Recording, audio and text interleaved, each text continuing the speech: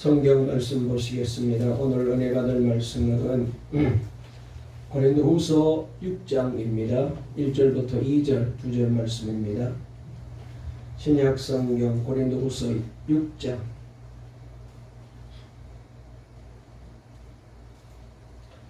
고린도후서 6장 1절부터 2절, 2절 말씀입니다. 신약 성경 291페이지에 있는 말씀입니다. 우리 다 같이 고린도후서 6장 1절부터 2절 같이 읽겠습니다. 우리 영상으로 예배드리신 분들 같이 읽을까요? 시작. 우리가 하나님과 함께 일하는 자로서 너희를 구원하노니 하나님의 은혜를 헛되이 받지 말라. 이르시되 내가 은혜 베풀 때 너희에게 듣고 구원의 날에 너를 도왔다 하셨으니 보라 지금은 은혜 받을 만한 때요 보라 지금은 구원의 날이로다. 아멘. 할렐루야. 감사합니다. 이 마이크가 아무 문제 없다가 예배만 시작하면 자꾸 소리가 나왔다 안 나왔다 해서 저는 아주 그냥 시험을 많이 하는 것 같습니다. 감사합니다.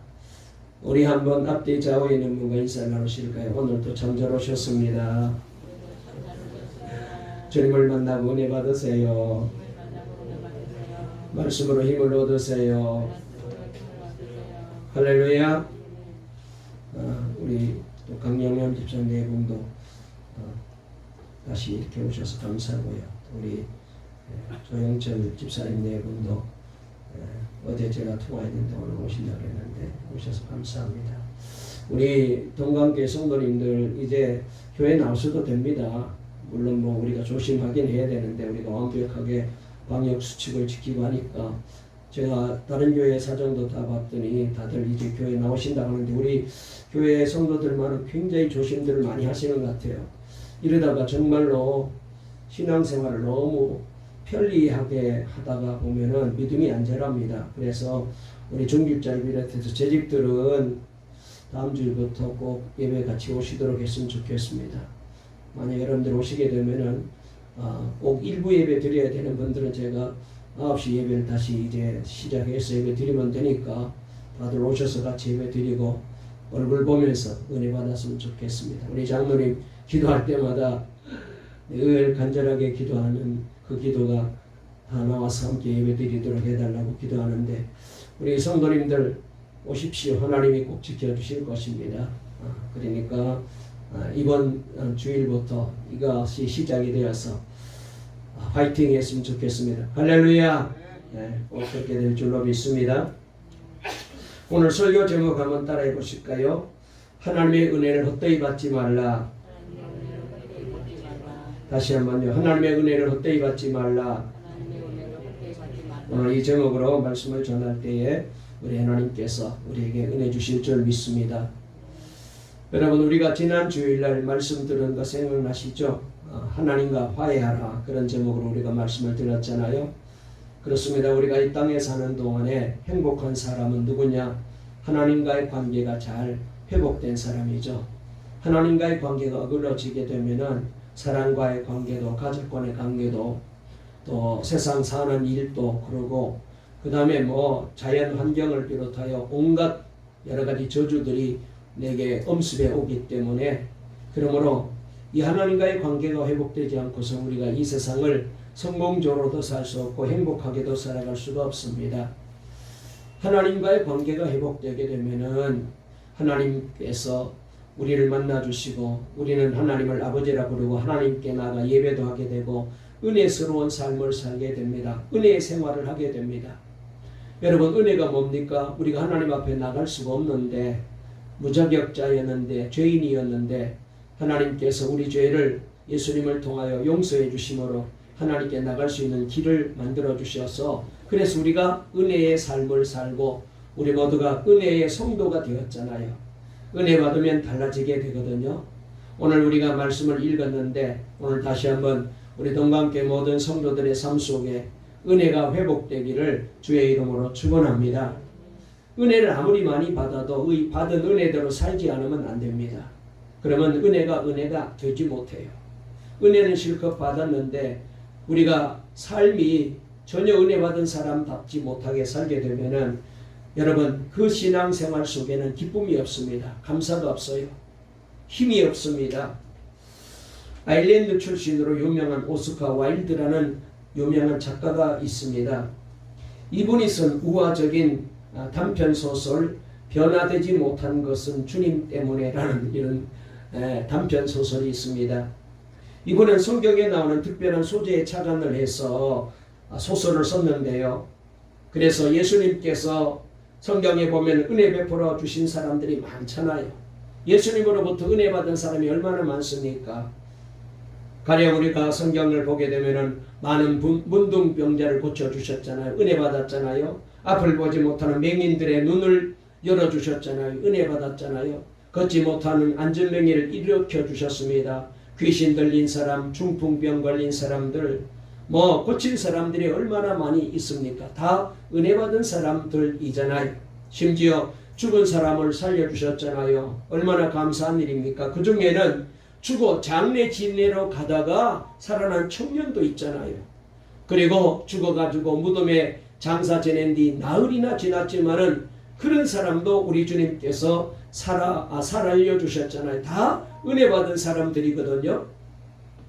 성경에 그런데 이 은혜 받은 사람들이 그 다음에 어떻게 살았다라는 얘기가 전혀 기록이 되어 있지 않습니다. 그래서 이것이 바로 성경에 나와 있는 특징인데 그 많은 사람들이 은혜 받고 난 다음에 그 다음에 어떻게 되었느냐. 이 오스카 와일드라는 작가가 여기에다가 착안을 해서 예수님으로부터 과거에 은혜를 받았는데 주님이 주시는 은혜를 받았는데 그런데 그 은혜 받은 사람들이 도대체 어떻게 변화되었느냐, 어떻게 달라졌느냐, 어떤 인생을 살아가느냐 거기다가 착안을 해가지고 은혜 받은 사람들을 우리 주님께서 만나는 그런 내용을 소설로 하고 있습니다. 처음에 예수님이 어떤 곳에 갔더니 한 주정꾼 알코올 중독자를 만나게 됩니다. 어디서 많이 본 사람이에요? 예수님이 묻습니다. 내가 당신을 어디서 많이 본 것 같은데 만난 일이 없습니까? 나 본 일이 없습니까? 그랬더니 이 사람이 예수님을 알아보고 대답합니다. 있었지요. 나는 원래 절름발이었는데 예수님께서 나를 고쳐주셔서 제가 이렇게 걷게 되었지 않습니까? 절름발이었을 때는 이렇게 저렇게 얻어먹고 살았는데 건강해지고 나니까 할 일이 없었어요. 또 누가 나를 환영해 주지도 않고요. 그래서 이럭저럭 살다 보니 이렇게 타락하고 잘못되어서 이렇게 알코올 중독자까지 되었습니다라고 자기의 신세를 얘기합니다. 또 한 곳을 갔는데 한 사람을 만났습니다. 이 사람은 창녀였어요.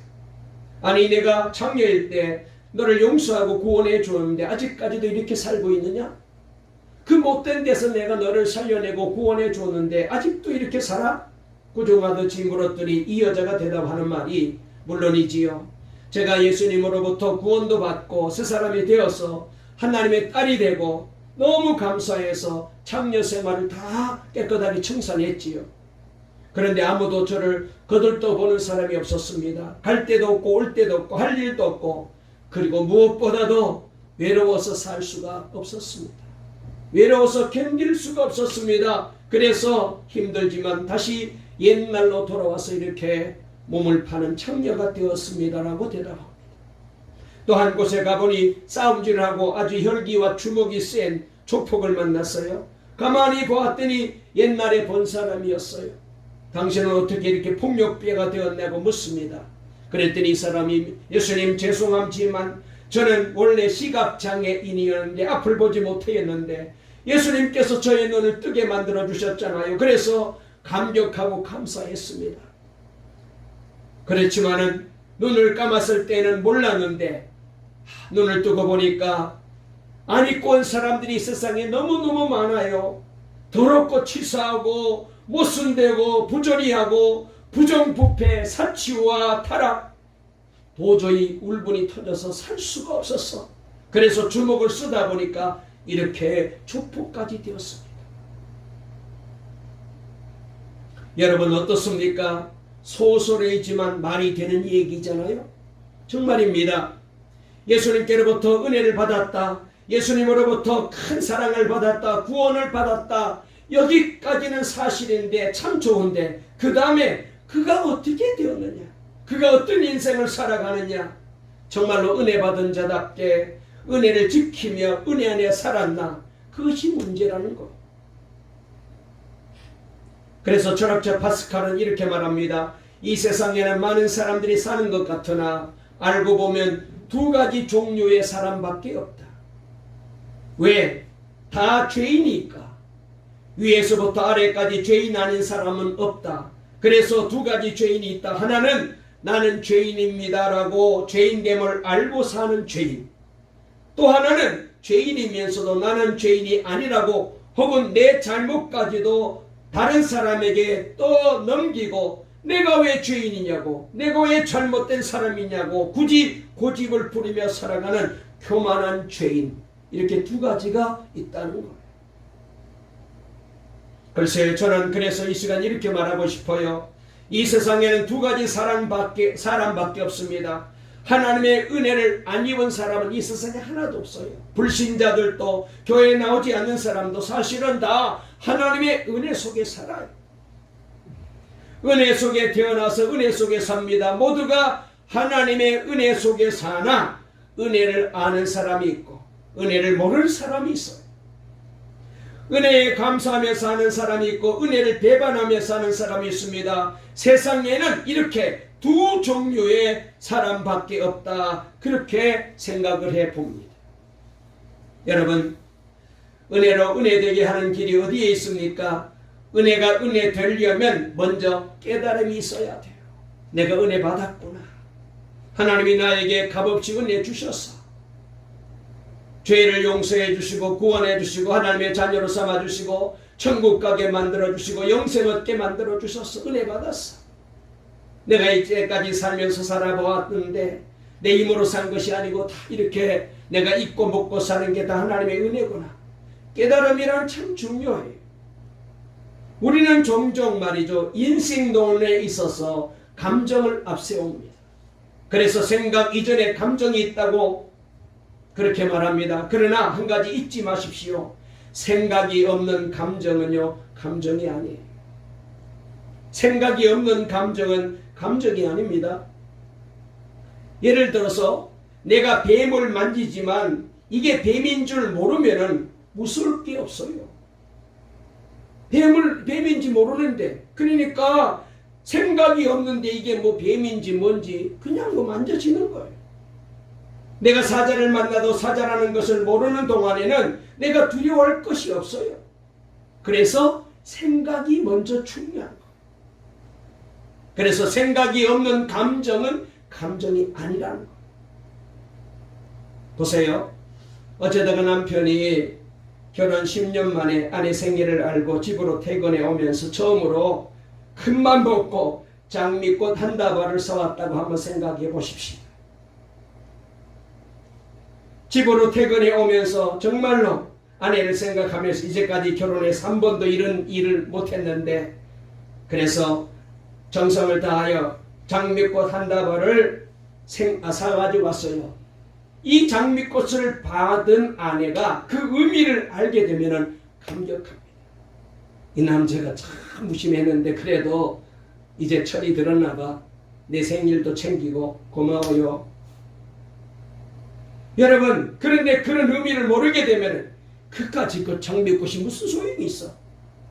내가 그런데 돈 쓰지 말라고 했어 안 했어? 왜 이 쓸데없는 돈 쓰고 다녀? 그러면 이게 아무것도 아닌 거예요. 응? 무슨 감격을 주겠습니까? 결국은 내가 과거에 얼마나 은혜 가운데 있는지, 내가 은혜를 얼마나 헤아릴 수 있는지, 은혜로 아는 이 지식이 있어야 비로소 감격이 따라오는 거예요.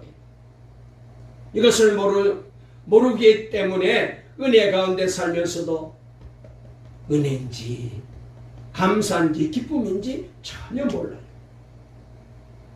그런데 이상한 것은요, 은혜에 대한 감각 지능은요 역경 속에서 느껴지게 됩니다.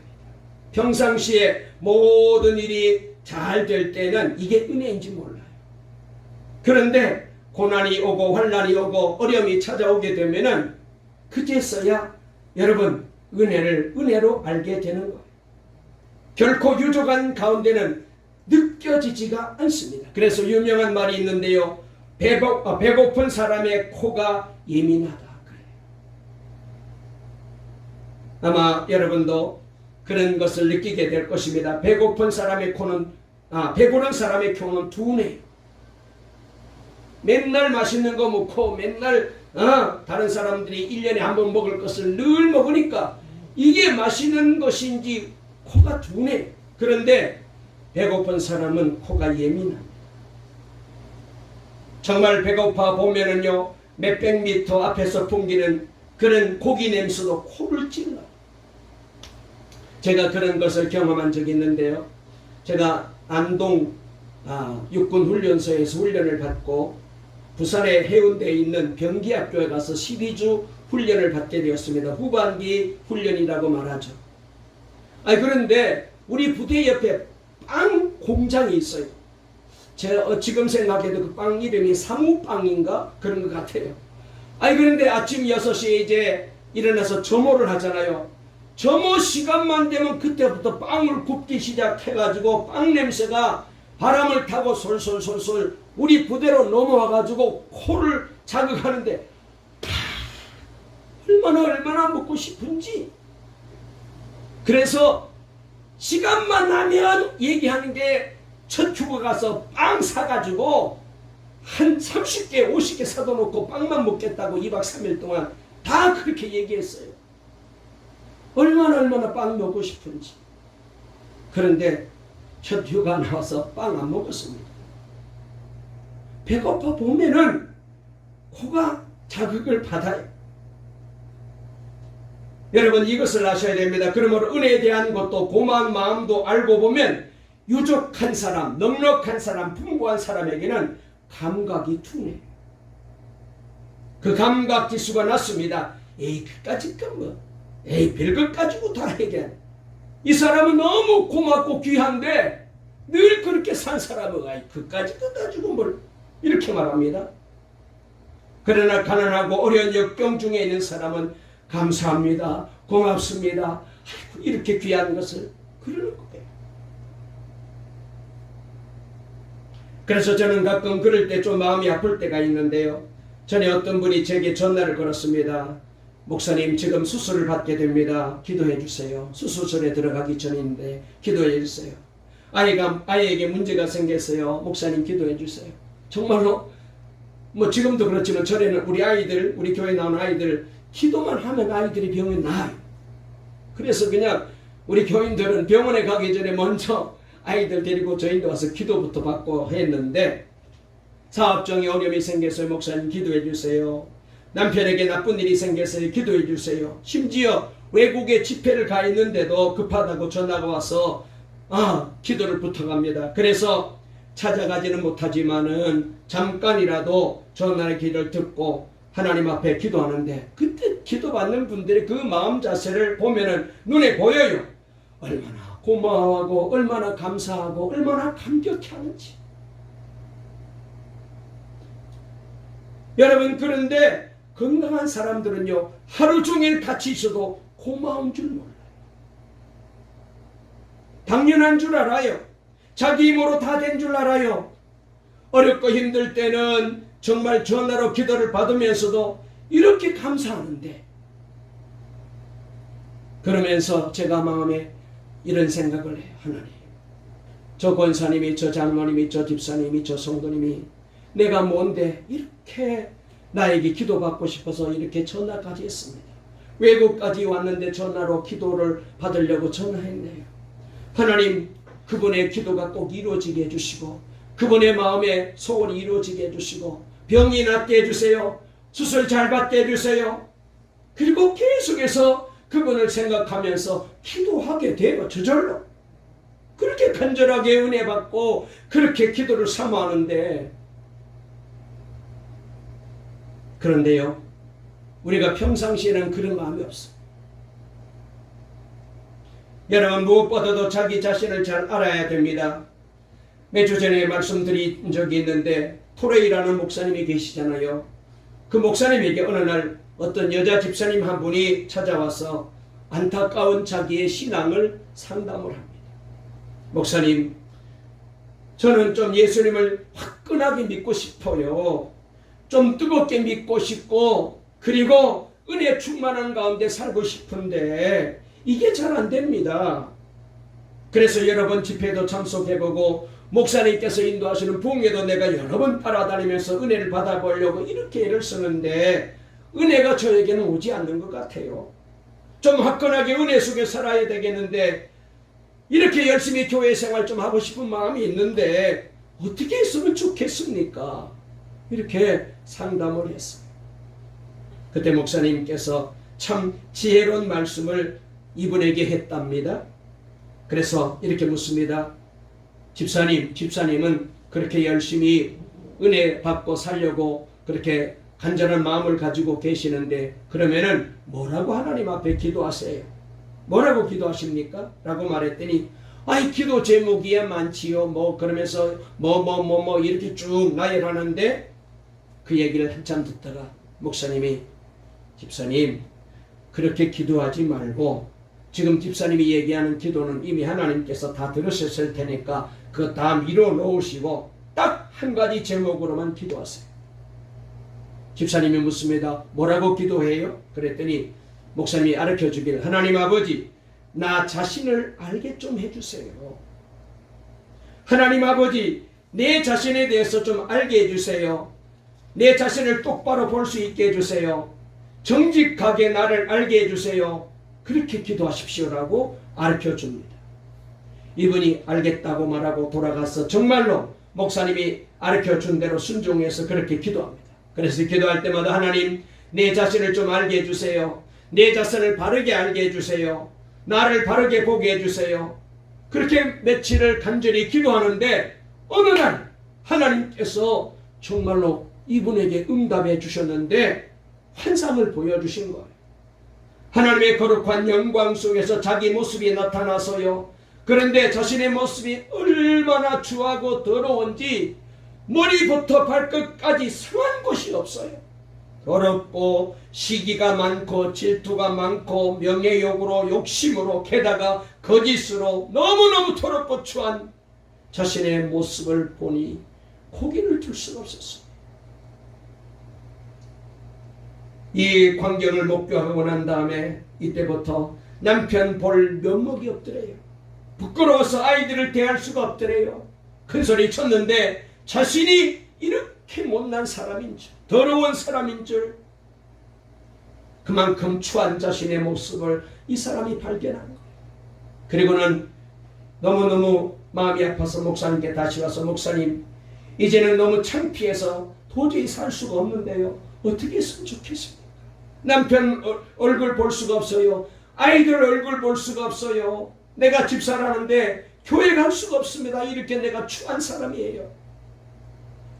목사님이 웃으면서 다음 기도를 하세요. 이제는 십자가를 알게 해주세요. 십자가의 은혜를 알게 해주세요 라고 기도하세요. 십자가를 한번 생각해 보세요. 그래서 다시 돌아가서 간절히 기도했더니 정말 하나님께서 얼마 위에 십자가를 보여주셨습니다. 그를 위하여 대신 피를 흘리시는 예수님의 모습을 보여주셨습니다. 그리고 우리 주님께서 그 십자가에서 이 집사람을 향하여 사랑하는 딸아 내가 너를 사랑한다. 내가 너를 사랑하기 때문에 너의 죄를 위하여 내가 이렇게 대신 십자가에 못 박혀 죽는다. 아, 얼마나 감격스러운지, 얼마나 고마운지, 얼마나 이 사랑이 얼마나 큰지 비로소 충만한 은혜의 사람이 되었다.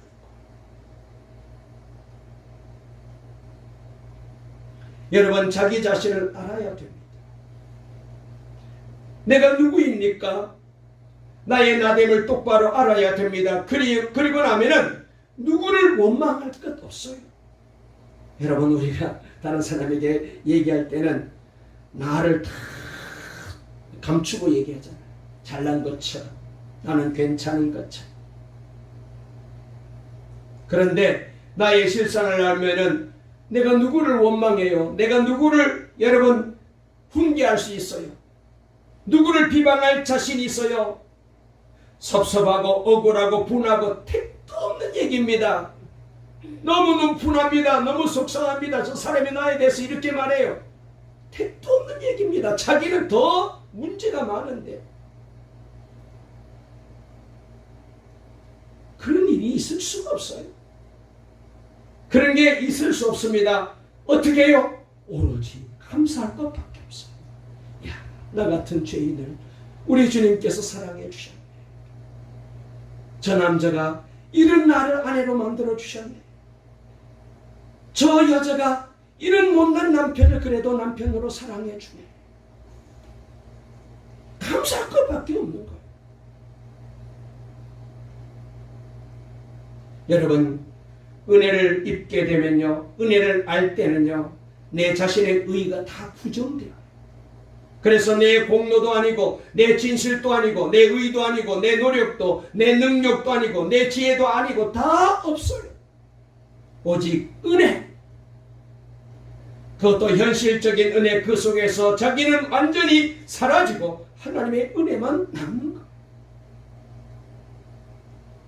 그리고 또한 그 은혜 속에 깊은 뜻이 있습니다. 그 속에 말씀이 있어요. 그 은혜 속에 목적성이 있습니다. 은혜를 헛되이 받지 마십시오. 은혜를 쏟아버리지 마십시오. 이건 다 기적이거든요. 그리고 은혜를 베푸신 이의 기쁜 뜻을 헤아려야 돼요. 그리고 이제 감격해야 됩니다. 은혜에 대한 보답은 기쁨이에요. 은혜를 주셨으니 감사해야죠. 용서받았으니 감격해야죠. 만족함이 중요합니다. 그래서 여러분, 저와 여러분들이 이런 은혜를 깨닫고 내가 은혜 받았다는 사실을 알게 되면요, 이 주님 앞에 나오는 게 예사로운 일이 아니에요. 얼마나 감격해서, 얼마나 사모해서 내게 은혜 주신 그 주님을 만난다. 그 하나님을 내가 만나 예배한다.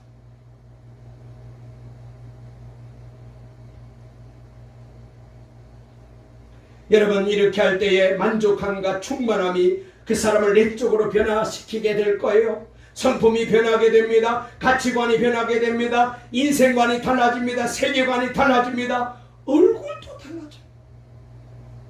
우리가 보통 말할 때, 집사님 얼굴이 환해졌네, 은혜 받으셨나 봐요, 그렇게 말하잖아요.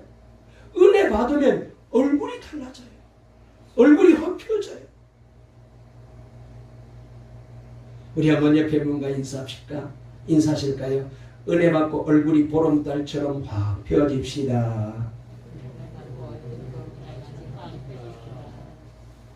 사는 게 힘들고 여러 가지 걱정거리가 많죠. 그러나 이 은혜를 알고 은혜를 받고 살고 있다.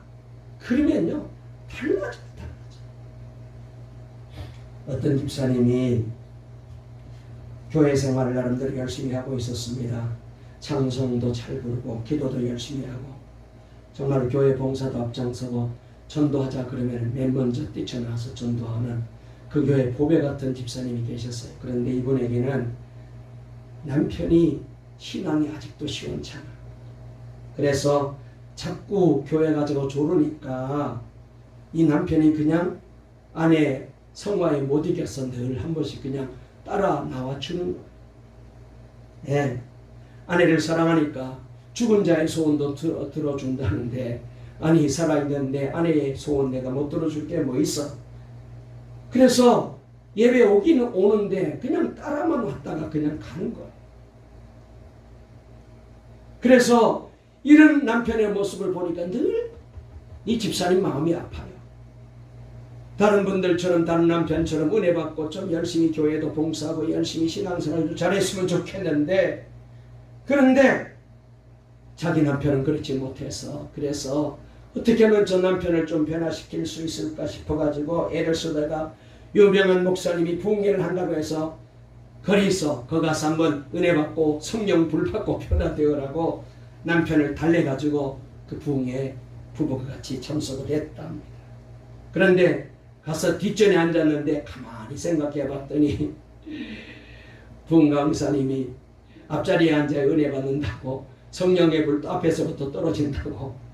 그래서 그냥 남편을 손을 끌고는 앞에 가서 은혜 받읍시다. 여기 뒷자리 있으면은 또 졸다 갈 테니까 안 됩니다. 은혜 받고 기뻐하며 신앙생활 합시다. 그리고는 아내 이제가 남편의 손을 끌고 앞자리 가서 앉았어요. 그런데 여전히 모두가 다 은혜 받고 이 집사님 너무너무 좋은데 봤더니 남편은 계속 졸고 있는 앞에 앉았어. 창피하기도 하고 섭섭하기도 하고. 다음날 데려갔는데 또 마찬가지. 그래서 그날은 도저히 못 참겠어 예배 마치고 오면서 남편에게 한마디 합니다. 아니 당신 도대체 어떻게 이럴 수가 있어? 응? 다들 그렇게 은혜 받는데 앞에서 그렇게 졸면 어떻게 하느냐고. 눈 좀 뜨고 은혜 받아야지.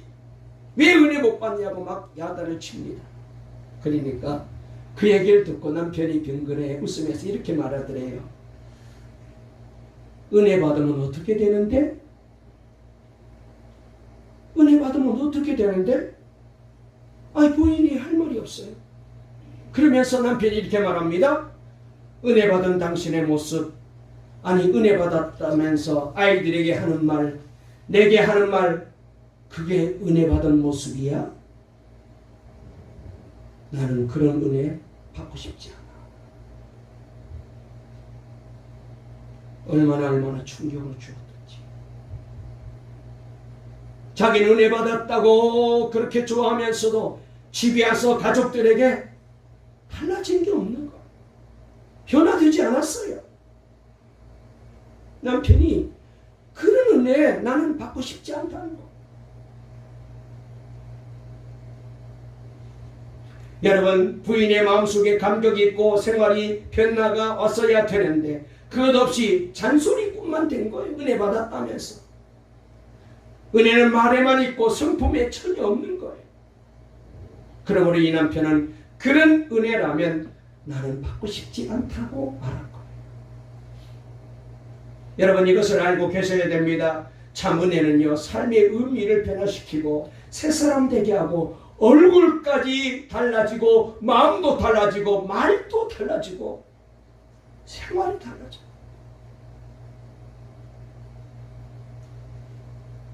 오로지 덕스러운 말만, 은혜로운 말만, 그래서 사람을 감동시키는 것. 전에도 청어와 메기의 예화를 소개한 적이 있잖아요. 북해에서 청어를 잡아 런던까지 실어 나르려면은 장거리 여행이어서 가보면 벌써 이 물고기가 다 죽었어요. 싱싱한 고기를 내놓아야 값도 제대로 받고 그리고 사람들에게도 잘 팔릴 터인데 이 죽은 고기를 가져가니까 값도 못 받고 장사가 안 되는 거예요. 그런데 그 중에 유독 한 어부만은 펄펄 뛰는 청어를 공급하면서 톡톡이 재미를 보고 있는 거예요. 그래서 묻기를 도대체 어떻게 그렇게 청어를 살려서 여기까지 가져오느냐고. 그랬더니 이 사람이 말이죠. 청어를 잡아먹는 메기 한 마리를 청어가 들어있는 물통 속에다가 넣어서 수송하게 되면은 이 청어가 메기에게 잡혀 먹히지 않으려고 있는 힘을 다해서 요동하며 도망다니다 보면은 기나긴 그 수송 기간 동안에도 청어가 맥이 빠지지 않고 펄펄 살아서 뛴다는 거예요. 그래서 하나님은 우리에게 이런 고통을 통하여 은혜의 사람으로 우리를 다듬어 가시는 거예요. 우리는 하나님의 주시는 이 은혜를 헛되이 받지 말아야 돼요. 우리 등과 함께 모든 성도들에게 다시 한번 이 놀라운 하나님의 은혜가 임하게 되시기를 주의 이름으로 축원합니다. 자, 1절 한번 우리 다시 한번 본문으로 돌아가서 읽어볼까요? 1절 읽습니다. 6장 1절 시작. 우리가 하나님과 함께 일하는 자로서 너희를 권하노니 하나님의 은혜를 헛되이 받지 말라. 아멘. 우리는요, 하나님의 은혜를 헛되이 받지 말아야 됩니다. 저를 보세요. 은혜를 헛되이 받지 말라는 말씀은 하나님의 은혜를 깨달으라 그런 말이에요. 하나님의 은혜는 물이나 공기와 같습니다. 여러분, 물이나 공기는 이 세상 어떤 것보다 값비싼 겁니다. 그러나 여러분, 이 공기가 너무 많고 물이 많기 때문에 우리가 귀하게 여기지 않잖아요. 앞에서도 말씀을 드렸듯이 하나님의 은혜는 이 세상 어떤 것보다 가치 있어요. 우리에게 주신 죄사함의 은혜, 우리에게 주신 이 구원의 은혜, 우리에게 주신 이 영생의 은혜, 우리에게 주신 이 하나님의 자녀의 은혜, 성령의 기름 부으심의 은혜, 늘 함께 하시고 인도해 주시는 이 놀라운 주님의 은혜, 그리고 사명도 주시고 직분도 주시고, 여러분, 우리가 동방 공동체 안에 이렇게 함께 살아가는 이 놀라운 은혜, 이걸 어떻게 값으로 계산할 수 있어요? 우리가 새 사람으로 거듭나게 된 것도 은혜입니다. 예수님이 우리를 대신하여 죽으셨기 때문에 여러분, 우리는 새 사람이 되었습니다. 은혜를 헛되이 받지 말라는 말씀을 통해서 볼 때 은혜는 받는 것이고 은혜는 깨닫는 것이에요. 하나님의 은혜는요, 거저 주시는 은혜잖아요. 예수님께서 십자가에서 나를 대신하여 죽으시면서 우리에게 뭐 요구한 게 있습니까? 아무것도 없어요. 값없이 우리에게 이 죄사함의 은혜를 주셨잖아요. 그러므로 나같이 큰 죄인을 이 억만 죄악에서 건져주신 이 하나님의 은혜에 대해서 우리는 감격이 있어야 돼요. 여러분, 교만해지면요, 은혜를 은혜로 알지 못해요. 그래서 내 힘으로 내 재주로 사는 것 같고, 그래서 신앙생활도 교만하게 되면은요, 신앙생활을 엉터리로 해요. 그저 내 기분대로, 시간 나는 대로, 형편되는 대로. 여러분, 그 사람 속에, 여러분, 그 신앙 속에 무슨 하나님의 축복이 일어나고 기적이 일어나겠어요?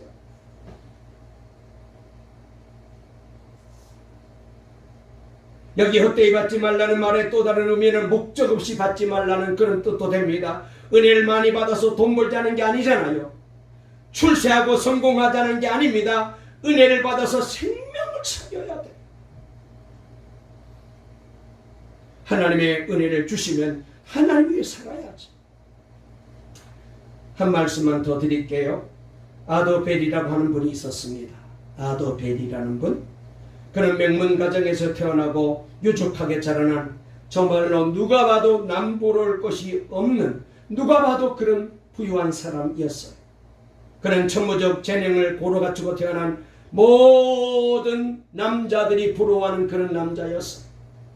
지능지수도 탁월합니다. 학벌도 특출합니다. 용모도 뛰어났습니다. 키도 월씬하고 늠름합니다. 모든 여자들이 흠모하는 그런 남자였어요. 운동신경도 좋아서 못하는 운동이 없고, 음악적으로도 재능이 뛰어나서 피아노 독주회를 열 만큼 천재적으로 피아노를 잘 치는 그런 재능이 있는 사람이었어요. 춤은 또 얼마나 잘 추는지 많은 사람이 부러워할 만큼 춤을 잘 추는 사람이고요. 말재주는 얼마나 좋은지 사교계의 영웅처럼, 혜성처럼 그가 뜨면은 모든 사람이 모여들 정도였어요. 문여인들이 그를 부러워했고, 그 남자와 한번 만나는 것을 큰 영광처럼 생각하는 그런 사람이었어요. 이렇듯 부러워할 만한 모든 여건을 가로갖춘 이 사람, 여러분, 그가 무엇을 위해서 살았을 것 같아요? 이 사람의 운명이 어떻게 되었을 거라고 생각하십니까? 어이없게도 이 사람은요, 보석 도둑놈이었어요. 아무도 눈치를 못 챘어요. 그 명성이 높은 유명한 인사 그 뒤에는 그런 일을 하리라고는 아무도 상상하지 못했습니다. 오랫동안 그는 보석 도둑질을 하면서 유족하게 사교계를 휘젓고 다녔어요. 마침내 꼬리가 길어서 그는 잡혔고, 너무나도 지능적이기 때문에 체포하여 그에게 20년이라는 징역이 내려져서 큰 벌을 받고 감옥에 들어가서 20년 동안 옥살이를 합니다. 그리고 그가 20년 만에 감옥에서 출원하면서 한마디 유명한 말을 남겼는데요. 이렇게 말했어요.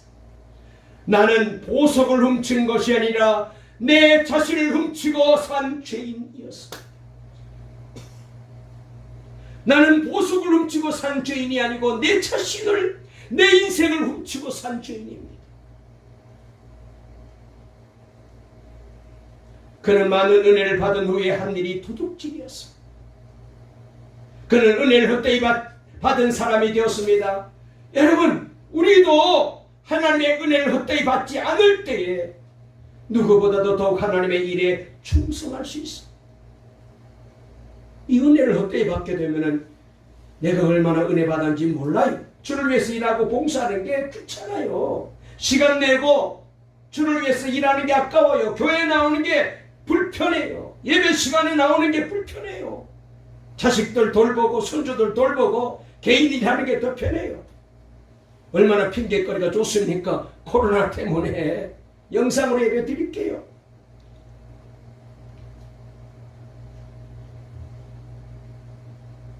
은혜 받으면 그렇지 못해.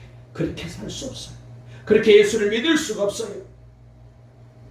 사도 바울은 하나님의 은혜를 헛되이 받지 않아서 다른 사람, 모든 사람보다도 주를 위해서 그래서 나는 더 많이 수고한다. 왜? 내가 받은 은혜가 얼마나 크고 놀라운지 이 받은 은혜에 대해서 보답하려면 나는 다른 사람보다 더 수고할 수밖에 없다는 거예요. 그래서 하나님께서 일을 맡겨주시면 내가 무엇이간데 이런 일을 주시지. 이렇게 나를 하나님이 귀하게 여겨주시지. 내게 이런 직분을 주시지. 그래서 하나님 앞에 쓰임받는 것 자체가 기쁨이에요. 자, 2절 말씀 읽고 말씀을 마치겠습니다. 2절 읽습니다. 시작. 이르시되 내가 은혜 베풀 때 너에게 듣고 구원의 날에 너를 도왔다 하셨으니 보라 지금은 은혜 받을 만한 때요. 보라 지금은 구원의 날이로다. 아멘. 헬라어로 여기 이제 은혜 받을 만한 때라는 말을 했는데 이 말은 카이로스 기회라는 말입니다. 은혜 받는 기회를 놓치면 안 됩니다. 모든 것은 다 때가 있거든요. 공부하지 못하면 공부 못해요. 때가 있어요. 우리가 받은 은혜 중에 가장 큰 은혜는 시간이라는 은혜입니다. 구원받을 때를 놓치게 되면 구원받을 수가 없습니다. 방주문이 닫히면 방주에 못 들어가잖아요.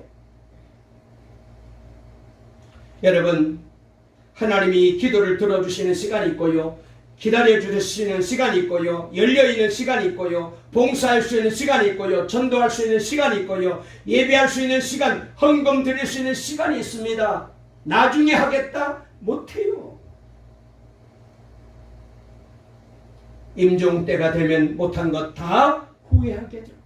하나님 앞에 섰을 때 다 후회거리가 됩니다. 더 기도할 걸, 더 봉사할 걸, 더 잘 믿을 걸. 그때는 후회도 소용없습니다. 바울은 지금 은혜 받을 만한 때라고 말씀하고 있습니다. 현재 이대로가 은혜입니다. 다른 사람은 은혜 받았는데 나는 은혜 못 받았다고 말하면 안 됩니다. 지금 나에게 주신 이 모든 것이 하나님의 은혜이거든요. 이대로가 최고의 은혜 받은 때입니다. 오늘이 최고의 은혜 받은 날입니다. 지금이 가장 큰 은혜의 때입니다. 이 때를 놓치지 마시고 은혜 속에 살아가는, 은혜 받은 자답게 살아가는,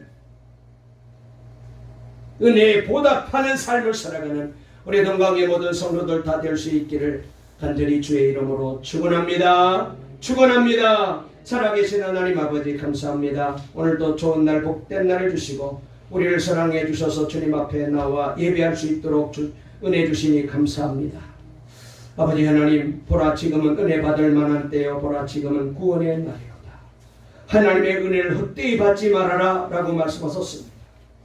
정말로 만 가지 은혜를 받았지만 은혜 받은 자답게 살지 못했습니다. 은혜 받은 자로 그렇게 생활하지 못했습니다. 그렇게 말하지 못했습니다. 그렇게 행동하지 못했습니다.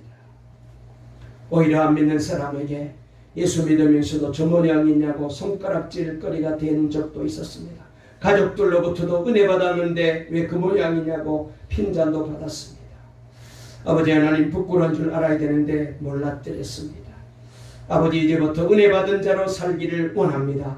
하나님의 은혜를 헛되이 받지 않고 이제부터 남은 인생 사도 바울처럼 받은 은혜 가지고 하나님 앞에 감사하며 내 삶을 주님 앞에 드리며 살아가는 은혜 받은 자로 살아가는 우리 동강의 모든 성도들 다 되게 도와주시옵소서. 예배하러 나오고 기도하러 나오고 주님을 위해서 헌신하고 봉사하고 전도하러 나오고 주를 위해서 은혜 받은 자로 살아가는 남은 인생 되게 주시옵소서. 예수님의 이름으로 간절히 기도 올리옵나이다. 아멘.